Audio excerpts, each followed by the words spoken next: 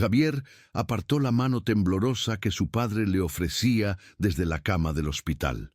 El roce de la piel fría y arrugada fue el único contacto, un instante fugaz que pareció condensar décadas de distancia. Don Aurelio retiró su mano lentamente, sin sorpresa, y la dejó caer sobre la vieja cartera de cuero que apretaba contra su pecho, como si fuera el último ancla en un mundo que se desvanecía. El silencio en la habitación se volvió denso, pesado, interrumpido solo por el bip monótono y constante de una máquina que medía los últimos latidos de una vida de trabajo. «Vine porque me llamaron, papá. No empieces con tus dramas», dijo Javier, desviando la mirada hacia la ventana, hacia el gris indiferente del estacionamiento. Él no veía a un padre, sino el final de una obligación. Su mirada recorría los pasillos estériles de aquel hospital público en Tucson, Arizona, y cada rincón le recordaba la vida de la que había huido. Una vida de modestia, de manos sucias de trabajo y de una dignidad que él consideraba fracaso. Se ajustó el cuello de su costosa camisa, sintiendo una profunda incomodidad, un deseo urgente de regresar a su mundo de reuniones, contratos y cifras de 6 ceros. Para Javier, aquel hombre en la cama era un recordatorio de sus orígenes humildes, una mancha en la biografía de éxito que había construido con tanto esmero. El amor, para él, se medía en resultados, no en gestos inútiles y silenciosos. Aurelio, por su parte, observaba a su hijo. En sus ojos no había reproche, solo una profunda y serena resignación.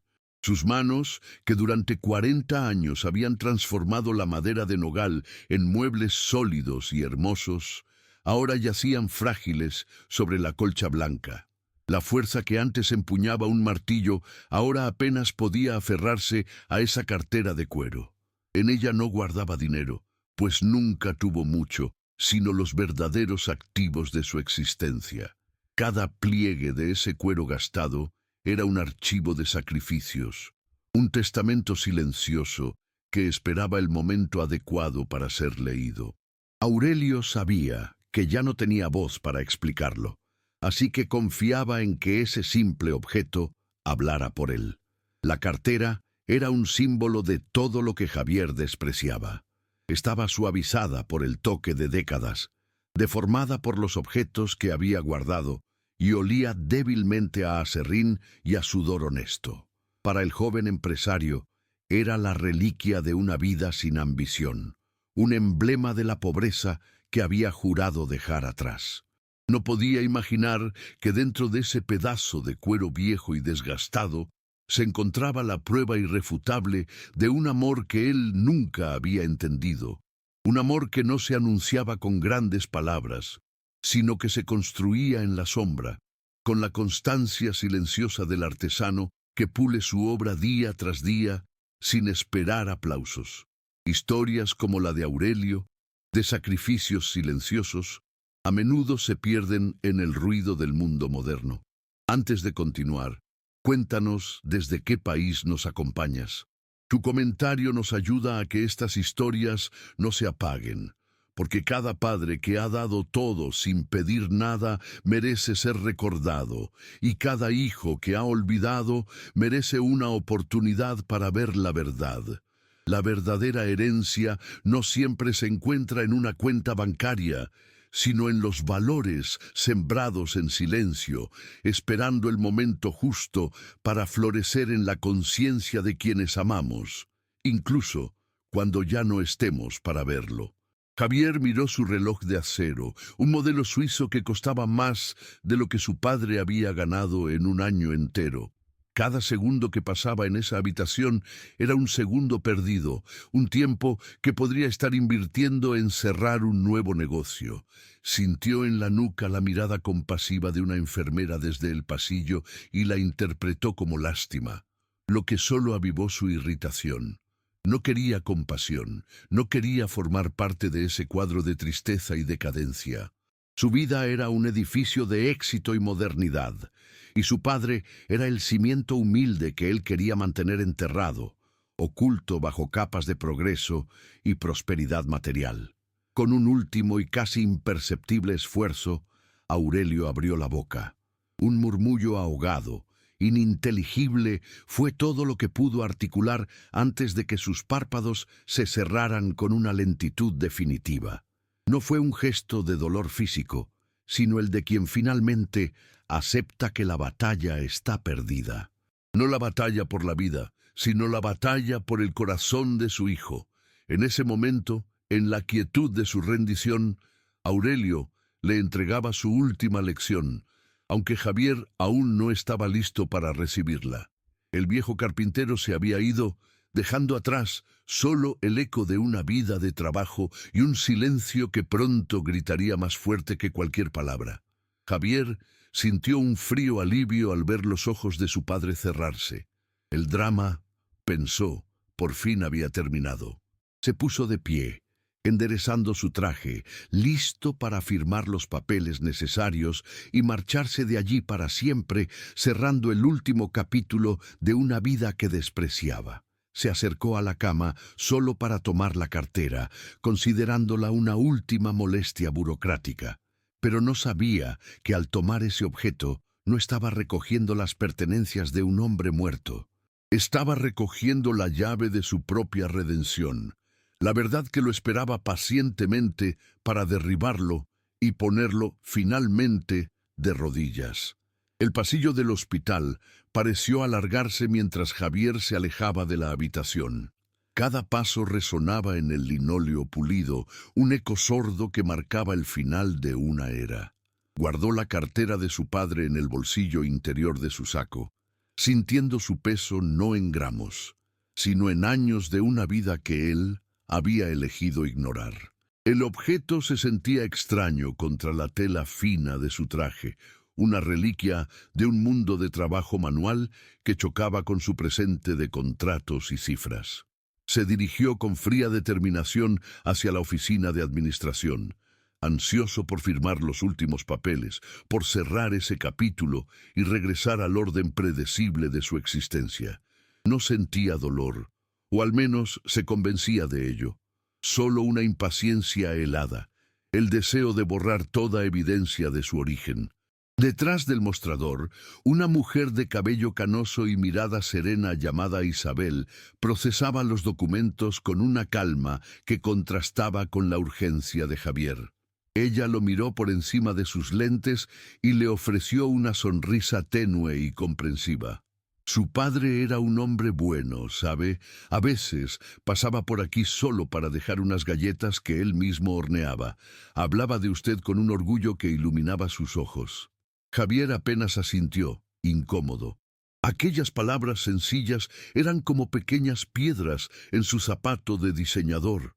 Una verdad que no quería escuchar porque humanizaba al hombre que él había reducido a un simple fracaso.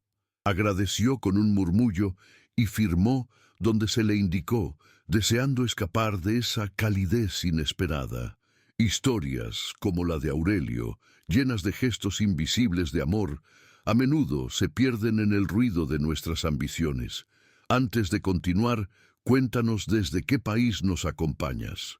Tu comentario nos ayuda a que estas historias no se apaguen, porque el verdadero legado de un padre no se escribe en testamentos, sino en las pequeñas acciones que siembran bondad en el mundo, esperando que un día alguien se detenga a reconocer su valor.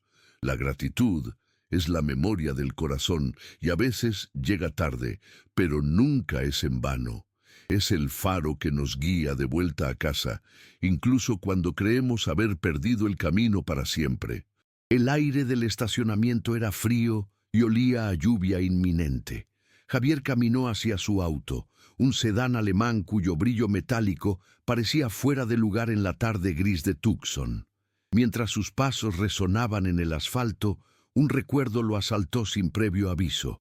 Vio sus propias manos, pequeñas y torpes, tratando de sostener una lija mientras su padre le enseñaba a suavizar los bordes de una tabla de nogal. El olor a aserrín, a sudor y a paciencia llenó sus sentidos por un instante. La voz de Aurelio, grave y amable, le decía: «Cada pieza de madera tiene una historia, hijo. Solo tienes que aprender a escucharla». Sacudió la cabeza, irritado, como si pudiera deshacerse físicamente de la memoria. Ese mundo ya no era el suyo. Dentro del auto, el silencio era absoluto. El interior de cuero y aluminio pulido, normalmente su santuario de control y éxito, se sentía ahora como una cámara de aislamiento. No había llamadas de negocios, ni notificaciones, ni distracciones. Solo estaba él y el vacío que la muerte de su padre había dejado, un vacío que se negaba a reconocer. Miró sus manos sobre el volante, limpias y cuidadas, tan diferentes a las manos agrietadas y fuertes que recordaba. Por primera vez en muchos años, se sintió completamente solo, un extraño en su propia vida perfectamente construida. El éxito que tanto le había costado alcanzar de repente se sentía hueco, un edificio imponente sin cimientos. La cartera en su bolsillo se había convertido en una presencia insoportable. Era el último vínculo, la última pieza de un pasado que necesitaba enterrar para seguir adelante. Con un movimiento brusco, la sacó y la arrojó sobre el asiento del pasajero. El cuero gastado y deforme parecía una ofensa sobre la superficie impecable del asiento. Su plan era simple: revisarla rápidamente por si contenía algún documento importante y luego tirarla al primer basurero que encontrara. Sería el acto final, la purga definitiva. Quería borrar a Aurelio Campos no solo de su futuro, sino también de su memoria, creyendo erróneamente que el olvido era una forma de libertad. Sus dedos, sin embargo, se detuvieron sobre el cuero suave y agrietado.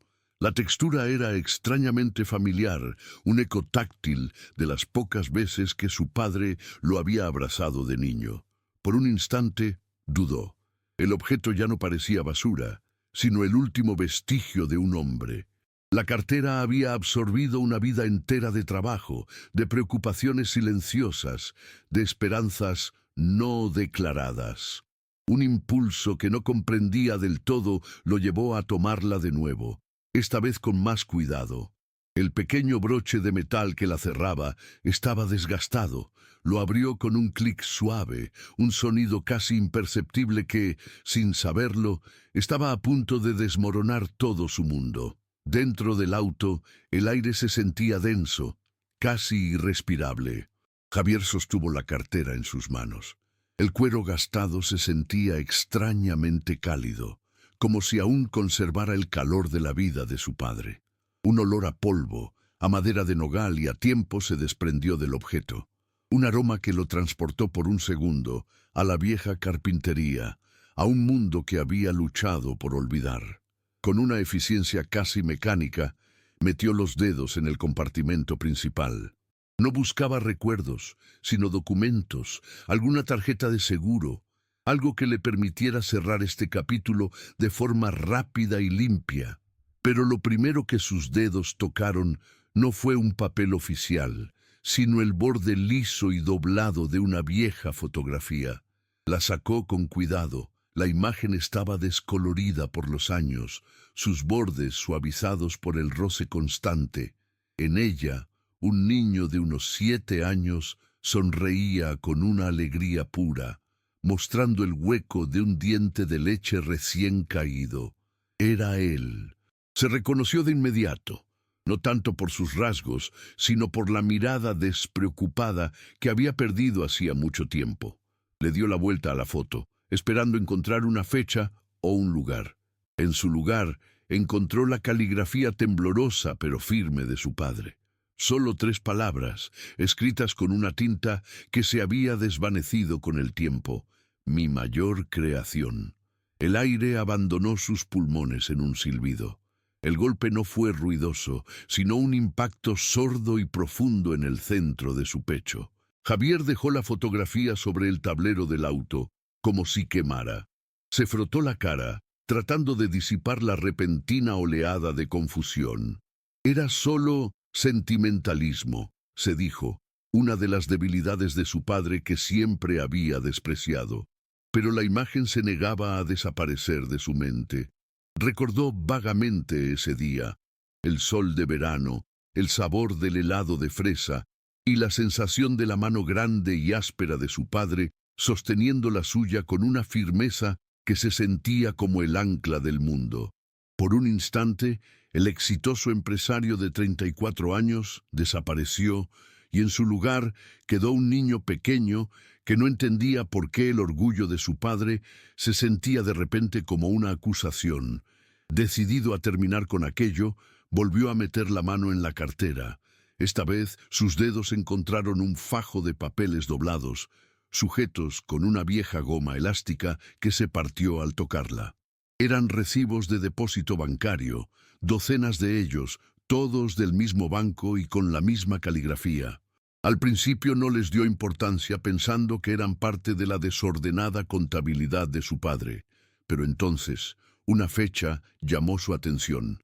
3 años atrás, y luego otra, y otra, una a una, las fechas comenzaron a formar un patrón, una cronología que le resultaba inquietantemente familiar. Coincidían perfectamente con el período más oscuro de su carrera, cuando su empresa inmobiliaria estuvo al borde de la quiebra. Su corazón comenzó a latir con una fuerza descontrolada. Desdobló los recibos con manos temblorosas, sus ojos recorriendo las cifras. Eran depósitos mensuales, modestos pero constantes, hechos a una cuenta de préstamo que él reconoció al instante.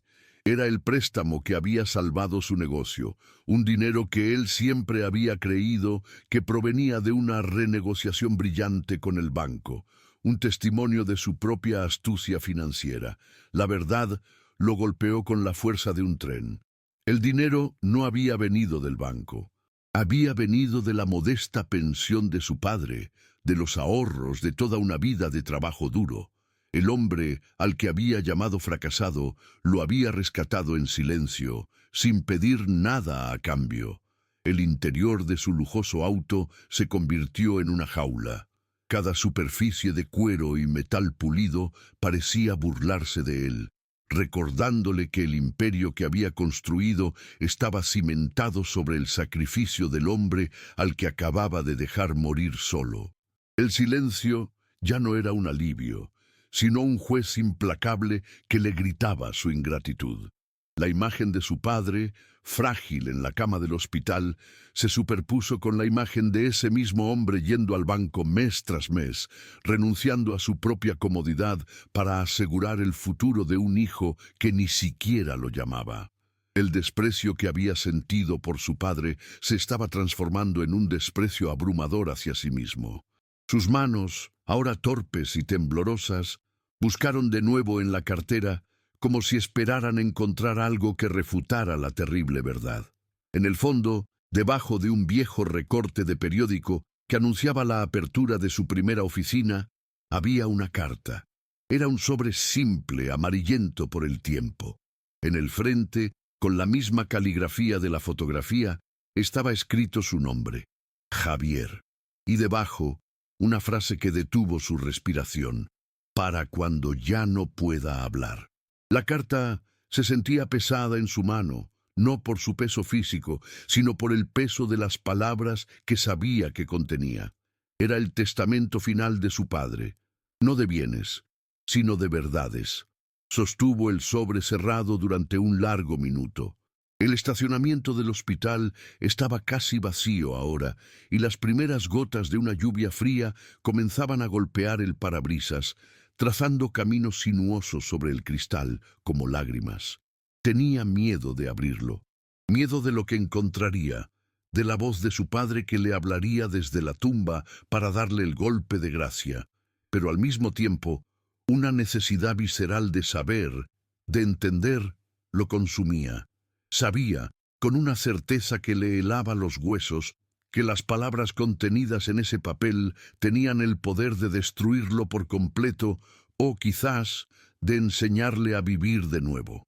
El papel del sobre se sentía frágil, casi quebradizo, entre los dedos de Javier. Lo abrió con un cuidado que no se reconocía a sí mismo, rasgando el borde con una lentitud que prolongaba la tortura. Cada fibra de papel que se separaba parecía un segundo que se estiraba hacia la eternidad. El aire dentro del coche se había vuelto espeso, cargado con el olor a cuero nuevo y a la verdad antigua que estaba a punto de ser liberada. Desdobló la única hoja que había dentro. La caligrafía de su padre, aunque temblorosa por la edad y la enfermedad, era inconfundiblemente clara. Cada letra formada con la misma paciencia con la que una vez había tallado la madera. No era una carta larga, apenas unas pocas líneas que ocupaban el centro de la página como un mensaje dejado en medio de un vasto desierto de silencio. «Hijo mío», comenzaba, «si estás leyendo esto, significa que mis palabras ya no pueden alcanzarte, pero mi amor, sí. Nunca quise que sintieras el peso de mis luchas, solo la fuerza de mis hombros. Recuerdo una noche, hace unos años, cuando te oí hablar por teléfono en el patio. Tu voz sonaba rota, asustada. Hablabas de deudas, de la posibilidad de perderlo todo. Esa noche no dormí, no por preocupación, sino porque por fin sabía cómo ayudarte, cómo ser carpintero una última vez. No para construir un mueble, sino para apuntalar tu sueño. Javier tuvo que detenerse, las palabras se volvieron borrosas a través de una repentina capa de lágrimas que no pudo contener. La carta continuaba, y cada palabra era un clavo que lo fijaba a su asiento. Al día siguiente vendí la vieja camioneta y la mayoría de mis herramientas, las que te enseñé a usar. Con ese dinero y mis ahorros empecé a hacer los pagos de tu préstamo. No te lo dije porque tu orgullo es tan grande como tu corazón, y no quería herir ninguno de los dos. Solo quería que volaras alto, sin saber que mis manos te estaban dando el impulso desde abajo. Un padre no deja de cuidar, incluso cuando ya no lo ven. El hombre al que llamaste fracasado había vendido su pasado para asegurar tu futuro. La revelación no fue un susurro, fue un grito ensordecedor que silenció todo lo demás. Javier dejó caer la carta sobre su regazo. La verdad era un veneno y un antídoto al mismo tiempo. Lo estaba matando y, de alguna manera, lo estaba despertando. El éxito del que se enorgullecía, los edificios que había levantado, los contratos que había firmado, todo estaba manchado. No era el producto de su genio, sino el fruto del sacrificio silencioso de su padre. Se vio a sí mismo en el hospital, frío, distante, retirando la mano mientras su padre le ofrecía su último gesto de conexión. Y ahora entendía que esa misma mano, débil y arrugada, había sido la que lo había salvado de la ruina, la que había firmado los cheques y vendido sus tesoros para que él pudiera conservar los suyos. El único éxito que siempre quise para ti no era tu dinero, sino tu felicidad. Espero que la encuentres. Con todo mi amor, papá. La última frase lo rompió. Un sollozo seco y violento escapó de su garganta, un sonido que no había hecho desde que era un niño. Se dobló sobre el volante, el cuero frío contra su frente, y lloró. Lloró con la furia del arrepentimiento, con la agonía de la comprensión tardía. El llanto no era por la muerte de su padre, sino por su propia ceguera, por los años perdidos en una carrera vacía, mientras el único amor verdadero de su vida se desvanecía en la soledad. La lluvia afuera se intensificó, golpeando el techo del auto como los latidos de un corazón desesperado. El dolor era tan inmenso que se sentía físico, una presión en el pecho que le impedía respirar. Cada recuerdo de su desprecio, cada palabra cruel, cada visita evitada, ahora volvía como un fantasma para atormentarlo. Se golpeó la frente contra el volante, una y otra vez, en un castigo inútil. «Perdón, papá», susurró al silencio del coche, las palabras ahogadas por las lágrimas. «Perdón». La palabra era demasiado pequeña, demasiado insignificante para contener la enormidad de su falta. Se dio cuenta de que la verdadera pobreza no era la falta de dinero, sino la incapacidad de reconocer el valor de lo que no tiene precio. Y él había sido el hombre más pobre del mundo. Poco a poco, el torrente de lágrimas comenzó a amainar, dejando tras de sí un vacío helado y una claridad terrible. Levantó la cabeza. Su reflejo en el espejo retrovisor le devolvió la mirada de un extraño, un hombre con los ojos hinchados y el rostro marcado por la vergüenza. El dolor no había desaparecido, pero se estaba transformando. Debajo de la culpa, una nueva sensación comenzaba a arder, una determinación feroz. El perdón no se pedía, se ganaba. La justicia para su padre no vendría de las palabras, sino de los actos. La herencia de Aurelio Campos no podía morir con él, ni podía ser enterrada bajo el peso de su arrepentimiento. Miró los objetos esparcidos en el asiento del pasajero. La foto de un niño sonriente, un fajo de recibos que eran prueba de un amor incondicional y una carta que había reescrito su alma. Ya no eran solo recuerdos, eran instrucciones. Eran el testamento moral de su padre, y él, Javier Campos, sería su albacea. La deuda que tenía no era con un banco, era con la memoria de un hombre bueno. Y esa deuda se juró a sí mismo en la quietud del coche, mientras la lluvia limpiaba el mundo exterior, la pagaría con el resto de su vida. El empresario que había entrado en ese estacionamiento había muerto. El hombre que saldría de él sería, por fin, el hijo de su padre. La lluvia había cesado, dejando el aire de Tucson limpio y pesado, con el olor a tierra mojada. El amanecer encontraba a Javier conduciendo, pero no de regreso a su apartamento vacío ni a su oficina de cristal y acero. El hombre que conducía ya no era el mismo que había llegado al hospital la tarde anterior. El dolor no se había ido, pero se había asentado en sus huesos, transformándose de una tormenta de culpa en una calma de propósito. Cada semáforo en rojo era una pausa para respirar, un momento para sentir el peso de la cartera de su padre en el asiento del copiloto, ya no como una acusación, sino como una brújula que apuntaba hacia una única dirección. El camino por delante no era hacia el éxito que conocía, sino hacia una deuda que apenas comenzaba a comprender. No se dirigió a su oficina con vistas panorámicas, sino al viejo barrio obrero donde había crecido, un lugar que había evitado durante más de una década. Se detuvo frente a un pequeño edificio de ladrillo con las ventanas cubiertas de polvo y un letrero de madera descolorido que apenas decía «Campos Ebanistería», la vieja carpintería de su padre. Usando una llave que no sabía que aún guardaba en un rincón de su mente, abrió la puerta. El aire olía a madera dormida, a polvo y a olvido.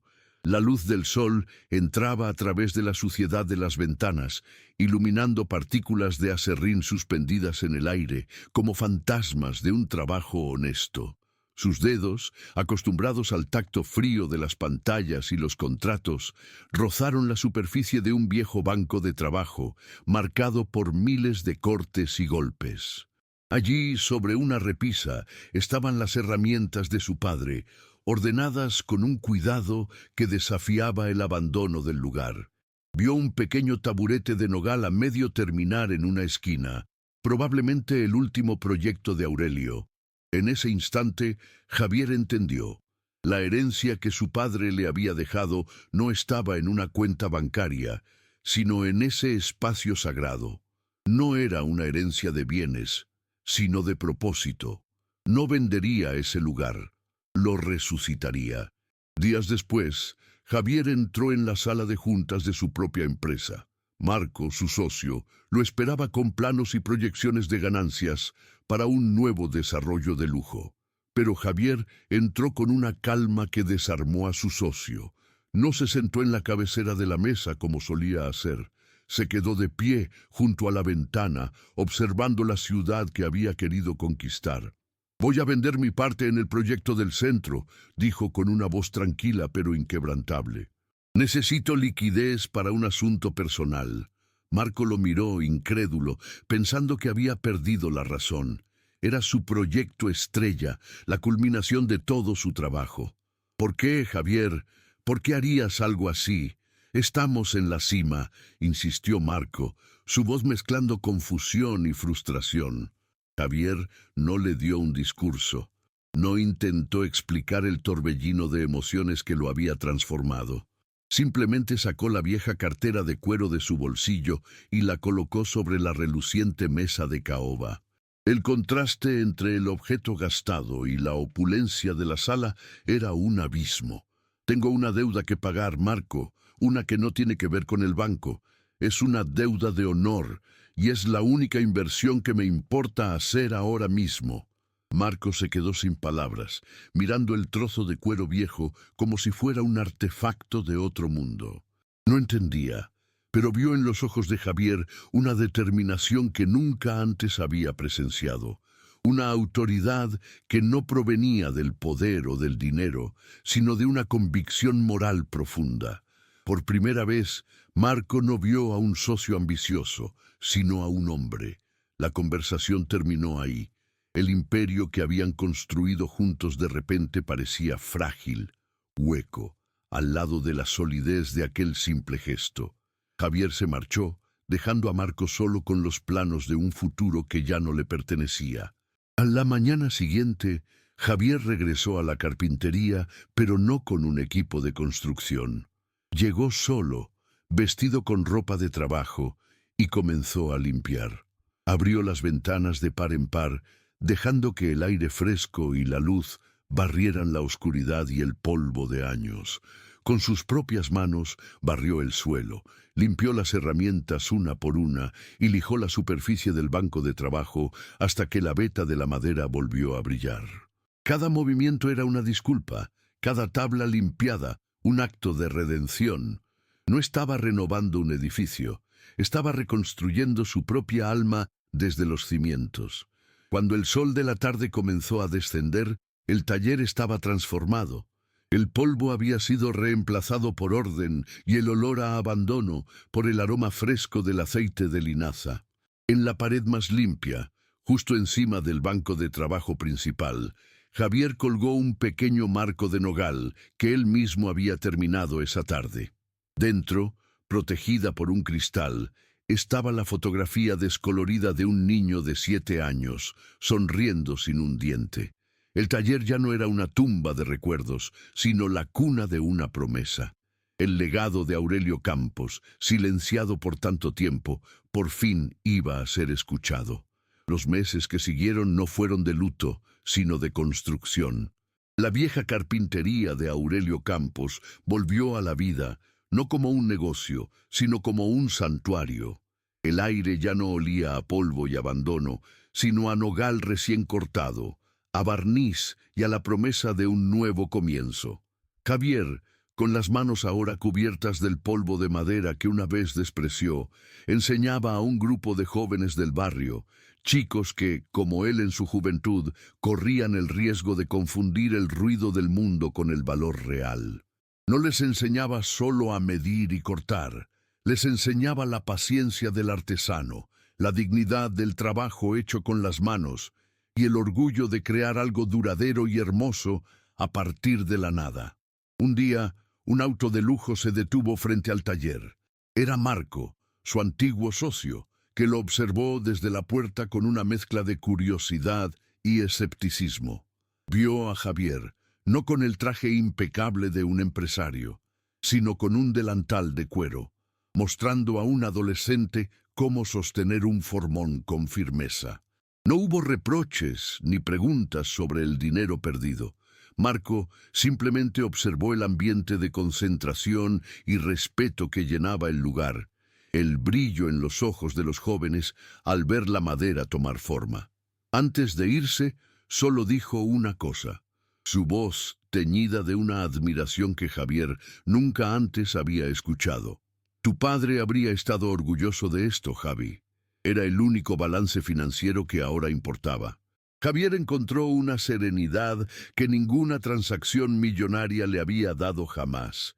Su triunfo no era la expansión de un imperio, sino ver la sonrisa de un chico llamado Leo al terminar su primera silla, una pieza imperfecta pero sólida, construida con sus propias manos. Se acercó al joven y poniendo una mano en su hombro, le repitió las palabras que su padre le había dicho hacía tantos años. Cada pieza de madera tiene una historia. Solo tienes que aprender a escucharla. En ese momento, Javier no era solo un maestro. Era un conducto, un puente entre el legado silencioso de su padre y una nueva generación que necesitaba desesperadamente algo real a lo que aferrarse. La vieja cartera de cuero nunca abandonó su lado. Descansaba sobre el banco de trabajo principal junto a las herramientas más preciadas de Aurelio. Ya no era un símbolo de culpa, sino un recordatorio constante de la verdadera riqueza. A veces, en la quietud de la tarde, después de que los estudiantes se habían ido, Javier la tomaba en sus manos. El cuero gastado era un mapa de la vida de su padre, y en sus pliegues él encontraba la fuerza para continuar. No contenía dinero, pero para Javier era el activo más valioso del mundo, la prueba tangible de que el amor más grande es el que se da sin esperar ser visto. Historias como la de Aurelio nos recuerdan que el amor verdadero a menudo trabaja en silencio, construyendo puentes que solo descubrimos cuando necesitamos cruzarlos. Antes de continuar, cuéntanos desde qué país nos acompañas. Tu comentario nos ayuda a que estas historias no se apaguen, porque cada sacrificio hecho en la sombra merece ser traído a la luz, y cada corazón arrepentido merece encontrar el camino de regreso a casa, donde la paz espera pacientemente, como un padre al final de un largo día de trabajo. Una mañana, Javier colgó en la pared principal del taller un marco de nogal que él mismo había pulido hasta la perfección. Dentro, detrás de un cristal protector, estaba la fotografía descolorida de un niño de 7 años, sonriendo con el hueco de un diente faltante. Debajo, colocó una pequeña placa de latón, grabada con una inscripción simple pero poderosa: El legado de Aurelio Campos. Un hombre que construyó más que muebles. Ya no había vergüenza en sus orígenes, solo un profundo y resonante orgullo. El niño de la foto ya no era un recuerdo de un pasado del que huir, sino el guardián de un futuro lleno de propósito. La deuda de Javier no se había saldado con dinero, sino con significado. Había transformado el sacrificio de su padre en una oportunidad para otros, convirtiendo el dolor de su arrepentimiento en la base de la esperanza. El éxito ya no se medía en metros cuadrados construidos, sino en vidas tocadas. Al cerrar el taller cada noche, en el silencio lleno del eco del trabajo del día, Javier sentía una paz que nunca había conocido. Había perdido un imperio, pero había ganado un alma. Por fin era feliz, cumpliendo así el único deseo que su padre había plasmado en aquella carta. Había honrado su memoria, había dado un nuevo propósito a su nombre y había encontrado su propia redención en el humilde oficio de su padre. El ciclo de dolor se había cerrado, transformado en un círculo virtuoso de creación y enseñanza. La justicia para Aurelio no había sido un acto de venganza o de ajuste de cuentas, sino un florecimiento silencioso de sus semillas de bondad. Pero en la quietud de su alma redimida, Javier sabía que el viaje aún no había terminado por completo. Aún restaba un gesto final. Un año después de la tormenta que había derrumbado su mundo para reconstruirlo sobre cimientos más sólidos, Javier condujo hasta las afueras de la ciudad. El cementerio de Tucson no era un lugar de finales, sino de silencios que conversaban con el viento del desierto. Se detuvo frente a una lápida sencilla de granito gris, sin adornos ni epitafios grandilocuentes. Solo un nombre, Aurelio Campos, y 2 fechas que encerraban una vida de trabajo honesto. Javier no llegó con el peso de la culpa, sino con la serenidad de quien ha encontrado su lugar en el mundo. El aire olía a tierra seca y a las flores silvestres que crecían entre las hileras de lápidas, un aroma de vida persistente en medio del descanso eterno. En sus manos llevaba un pequeño corazón tallado en madera de nogal, la misma madera que su padre amaba, pulido hasta que su superficie se sintió tan suave como la piel. Lo había tallado él mismo, durante muchas noches, en el silencio del taller, sintiendo en cada pasada de la lija la guía invisible de las manos de su padre. Se arrodilló lentamente sobre la hierba y colocó el corazón de madera en el centro de la lápida. No era una ofrenda de duelo, sino un informe de labores, un fruto devuelto al árbol que le había dado la vida. El sol de la tarde bañaba la piedra con una luz dorada, haciendo que el pequeño corazón de nogal pareciera latir con un calor propio, un eco del amor que lo había creado.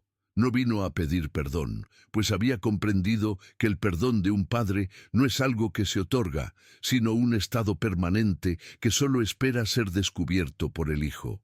En la quietud de ese lugar sagrado, finalmente entendió el verdadero significado de aquellas 3 palabras escritas detrás de la fotografía: mi mayor creación. Su padre no se refería al empresario exitoso, sino al hombre que Javier tenía el potencial de ser. No era un trofeo, era una semilla de bondad, de compasión y de trabajo honesto que había permanecido latente bajo capas de arrogancia, esperando la lluvia del arrepentimiento para poder germinar. Y ahora por fin estaba floreciendo. Su mirada se alzó más allá de la lápida, hacia el horizonte donde el sol comenzaba a fundirse con las montañas. Pensó en los rostros de los jóvenes en el taller, en el sonido de las sierras y el olor a aserrín, que ahora era el perfume de su propósito. La herencia de Aurelio no era un objeto estático guardado en una cartera, sino una fuerza viva, una cadena de conocimiento y dignidad que él ahora tenía el deber de continuar. La deuda estaba pagada, no porque el sacrificio de su padre hubiera sido reembolsado, sino porque había sido transformado en un legado que se multiplicaría en las manos y los corazones de otros, construyendo un futuro que Aurelio nunca vería, pero que sin duda había imaginado. Se puso de pie, sintiendo una ligereza que no había experimentado en toda su vida adulta. El peso que había cargado en su alma, la pesada carga de su vergüenza y su orgullo, se había transformado en el ancla que ahora le daba estabilidad y dirección. Tocó la lápida una última vez, no con la tristeza de una despedida, sino con la gratitud de un reencuentro. Se dio la vuelta y caminó de regreso, no hacia la sombra de su pasado, sino hacia la luz de un presente lleno de significado. El empresario Javier Campos había muerto hacía mucho tiempo. El hombre que se alejaba era, simple y profundamente, el hijo de un carpintero. Comprendió entonces que el verdadero éxito no consiste en levantarse por encima de nuestros orígenes, sino en aprender a arrodillarse ante ellos con gratitud para honrarlos. La vida de su padre no había sido un fracaso, sino una lección magistral sobre el valor de lo invisible, sobre la fuerza que reside en la humildad y sobre la riqueza que se acumula no en las cuentas bancarias, sino en las almas que tocamos. Había encontrado la paz, no en la cima de un imperio, sino en la sencillez de un taller lleno de aserrín y esperanza. Pues el amor más grande no es el que se proclama a gritos durante la vida, sino el que se construye en silencio para que su eco resuene con fuerza mucho después de que nos hayamos ido.